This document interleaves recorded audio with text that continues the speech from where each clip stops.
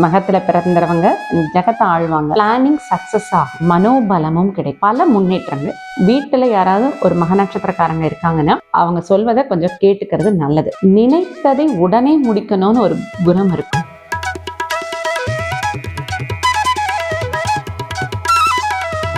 பிரபஞ்ச ஜோதிட நேயர்களுக்கு வணக்கம். இன்னைக்கு நம்ம நட்சத்திர வரிசையில 10வது இடம் பெற்றிருக்கின்ற மக நட்சத்திரத்தை பத்தி பார்ப்போம். மகத்துல பிறந்தவங்க ஜெகத்தை ஆழ்வாங்க அப்படிங்கிறது பழமொழி. இந்த நட்சத்திரத்துக்கு பத்தி ஏன் இவ்வளவு ஸ்பெஷாலிட்டியா சொல்றாங்க அப்படின்னு பாத்தீங்கன்னா, ராசி அப்படின்னு பாத்தீங்கன்னா சிம்ம ராசி, சூரியனுடைய ராசி. சூரியன் என்றாலே ஆளுமை. அந்த ராசியில இடம்பெற்றிருக்கு முதல் நட்சத்திரம் அப்படிங்கிறதுனாலதான் ஜெகத்தை ஆளக்கூடியவர்களாக இருப்பாங்கன்னு சொல்லுவாங்க. ஜெகத்தை எல்லாருமே ஆள முடியுமான்னு பாத்தீங்கன்னா அப்படி கிடையாது. அவங்க இருக்கக்கூடிய இடத்துல அவங்க முதன்மை பண்போட இருப்பாங்க, ஆளுமை திறனோட இருப்பாங்க.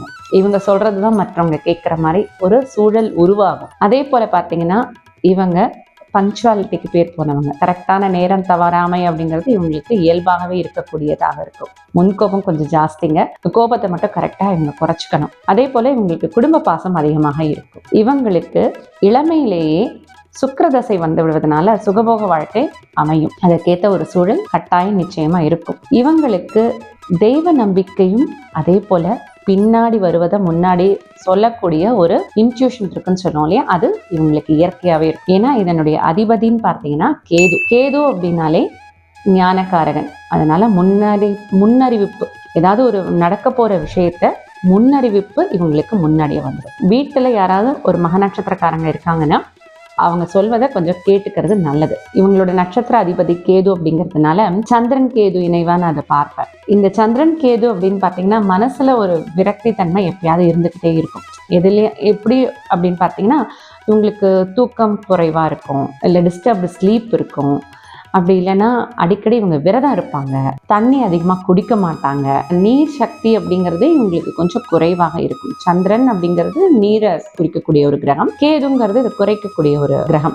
அப்போ இந்த ரெண்டும் சேருவதனால இந்த பற்றாக்குறை இவங்களுக்கு இயல்பாகவே இருக்கும். இவங்க கொஞ்சம் அதீதமாக விரதம் இருக்கிறதெல்லாம் குறைச்சிக்கிட்டு இவங்க தண்ணீர் அதிகமாக அருந்தினா நல்லது. பெண் தெய்வத்தை இவங்க வணங்கிட்டு வரணும். ஏன் பெண் தெய்வத்தை வணங்கிட்டு வர சொல்றேன் அப்படின்னா, இந்த சந்திரனுடைய ஆதிக்கத்தை அதிகப்படுத்தினால்தான் இவங்களுக்கு மன விரக்தி குறையும். அதனால இவர்கள் பெண் தெய்வத்தை வணங்கிட்டு வரணும். இந்த நட்சத்திரத்தின் அதிதேவதை அப்படின்னு பார்த்தீங்கன்னா பித்ருக்கள் அப்படிங்கிறது முன்னோர்களும் சொல்லுவாங்க, தேவ பித்ருக்களும் இருக்காங்க. சூரிய ராசியில இருக்கிறதுனால இவங்க பித்ரு வழிபாட்டை தொடர்ச்சியாக செஞ்சுட்டு வரும்பொழுது இவங்களுடைய ஆத்ம பலம் அதிகரிக்கும். ஏன்னா ஆத்ம பலம் அதிகரிச்சாதான் எதை ஒன்றையும் சாதிக்கக்கூடிய ஒரு திறமை அவங்களுக்குள்ள இயல்பாகவே இருக்கிறத இன்னும் மேம்படுத்தி கொடுக்கக்கூடியதாக இருக்கும். அதே போல இவங்க எப்படின்னா நினைத்ததை உடனே முடிக்கணும்னு ஒரு குணம் இருக்கும். கொஞ்சம் யோசிச்சு செய்தாங்கன்னா கரெக்டா இவங்களுடைய பிளானிங் சக்சஸ் ஆகும். கொஞ்சம் அவசரப்பட்டு எடுக்கக்கூடிய முடிவுனால சில சமயம் ஒரு சிறு சறுக்கல்கள் வரும். அதை தவிர்ப்பது நல்லது. இந்த நட்சத்திரத்துல பிறந்தவங்க தெய்வ வழிபாடுன்னு பார்த்தீங்கன்னா சிவ வழிபாடு செய்யறது நல்லது. இந்த நட்சத்திரத்தோட விருட்சம்னு பார்த்தீங்கன்னா ஆலமரத்தை தலவிருட்சமாக இருக்கக்கூடிய கோவில்களுக்கு சென்று ஆலமரத்தடியில் சிறிது நேரம் சின்ன தியானம் செஞ்சுட்டு வந்தாங்கன்னா இவங்களுக்கு இந்த மன அமைதி அப்படிங்கிறது கொஞ்சம் கிடைக்கும். அதே போல மனோபலமும் கிடைக்கும். இப்படி இருக்கக்கூடிய தலவிருட்சங்கள் என்னென்ன அப்படின்னு பார்த்தீங்கன்னா, திருவாலங்காடு வடாரண்யேஸ்வரர் திருக்கோவில்ல ஆலமரம் தலவிருட்சமாக இருக்கிறது. அதே போல திருமயம் சத்தியமூர்த்தி திருக்கோவிலையும் ஆலமரம் தலவிருட்சமாக இருக்கிறது. சிங்கிரிக்குடி ஸ்ரீ லக்ஷ்மி நரசிம்மர் பெருமாள் கோவிலையும் ஆலமரம் தலவிருட்சமாக இருக்கு. இந்த திருக்கோவில்கள்ல ஏதேனும் ஒரு கோவிலுக்கு சென்று மக நட்சத்திரத்தை அன்று போய் இவங்க பேர்ல அர்ச்சனை பண்ணிட்டு அதே போல கொஞ்ச நேரம் அந்த தலவிருட்சத்துக்கு கீழே கொஞ்ச நேரம் உட்காந்துட்டு வரும்போது இவங்களுடைய லைஃப்ல பல முன்னேற்றங்கள் ஏற்படும். இந்த நட்சத்திரத்தோட வடிவம் எப்படி இருக்கும் அப்படின்னு பார்த்தீங்கன்னா, வானத்துல 4 நட்சத்திரம் சேர்ந்த ஒரு கூட்டமைப்பு உழுவதற்குரிய ஏற்கலப்பை போல காட்சியளிக்கும். நட்சத்திர வடிவத்தை இவங்க தொடர்ந்து உபயோகித்துட்டு வராங்க அப்படின்னா இவங்களுக்கு நல்ல ஒரு மனோபலம் கிடைக்கும். இந்த நட்சத்திர வடிவத்தை ஒரு சின்ன ஃப்ரேம் போல போட்டு இவங்க பாக்கெட்ல வச்சுக்கலாம். அதே போல வாகனத்துக்கு உண்டான கீ செயின் இது போல யூஸ் பண்ணிட்டு வரலாம். இவங்களுக்கு நல்ல பாதுகாப்பு கொடுக்கக்கூடிய நட்சத்திரமாக இந்த நட்சத்திர வடிவம் இருக்கும். இவங்களுக்கு 2வது நட்சத்திரமாக இருக்கக்கூடிய பூர நட்சத்திரம் இவங்களுக்கு சர்வ சம்பத்தை கொடுக்கக்கூடியதாக இருக்கும். இந்த பூர நட்சத்திரத்துடைய வடிவம்னு பார்த்தீங்கன்னா ஒரு சதுரம் அல்லது ஒரு ஒத்தை கண் அடிக்கடி பார்த்துட்டு வரணும். இந்த நட்சத்திரத்தை பார்க்க பார்க்க இவர்களுக்கு வாழ்க்கையில பல முன்னேற்றங்கள் வரும். அதே போல இவங்களுக்கு 4வதாக இருக்கக்கூடிய நட்சத்திரம் ஹஸ்த நட்சத்திரம். ஹஸ்தம் என்றாலே கைதான். இவங்களுக்கு ரொம்ப எளிதானது ஒன்றாக இருக்கு. காலையில் எழுந்த உடனே 2 கையை அப்படி பார்த்துட்டு வருது, உள்ளங்கையை பார்த்துட்டு வருது, மிக நல்லது. இவங்களுக்கு அந்த ஹஸ்த நட்சத்திரத்துக்குரிய தெய்வம் அப்படின்னு பார்த்தீங்கன்னா கணபதி. விநாயக பெருமானுடைய வழிபாடு இவங்க வழிபட்டுட்டே வரும்பொழுது சர்வ காரிய சித்தியை கொடுக்கக்கூடியதாக இருக்கும். க்ஷேமதாரை இதுதான். இவங்களுக்கு 6வதாக இருக்கக்கூடிய நட்சத்திரம், மக நட்சத்திரக்காரர்களுக்கு 6வதாக இருக்கக்கூடிய நட்சத்திரம்னு பார்த்தீங்கன்னா சுவாதி நட்சத்திரம்.